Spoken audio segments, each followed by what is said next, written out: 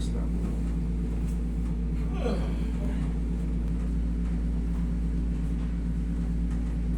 Relax lang. Sarap. Yan. Yes, sir. Baba. Sa baba ang masakit. Oo. Oo, relax lang. Yan.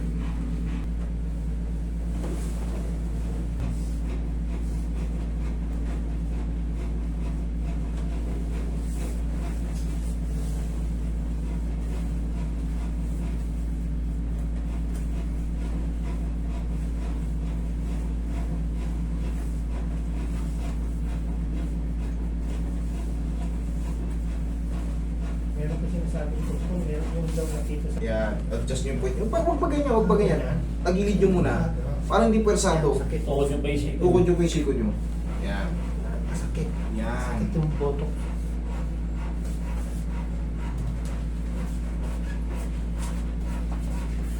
Tayo kayo, sir.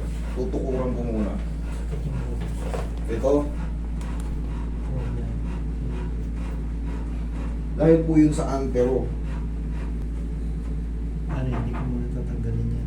Huwag nyo munang tanggalin to. Hmm. Basta ang palagi nyo nga ano yun, yung breathing nyo ha. Kung nakakahinga kayo na maayos ha. Hmm.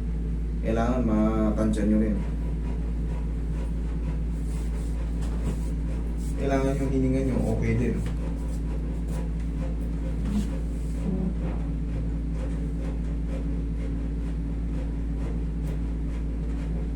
Sige, kita ko yun. Sige, upo muna kayo sir.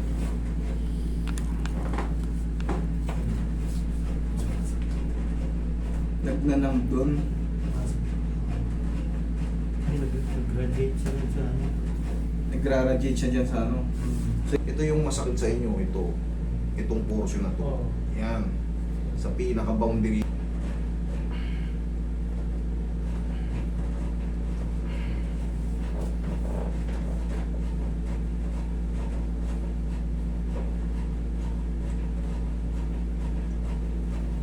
Ihaya ulit.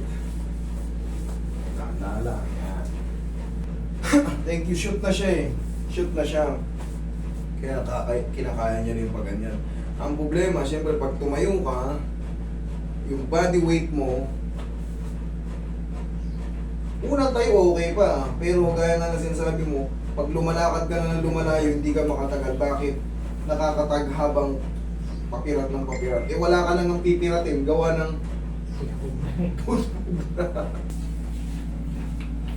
ayan, shit, ginawan ko ng ano, pang-compress para manatili siyang maitulak ng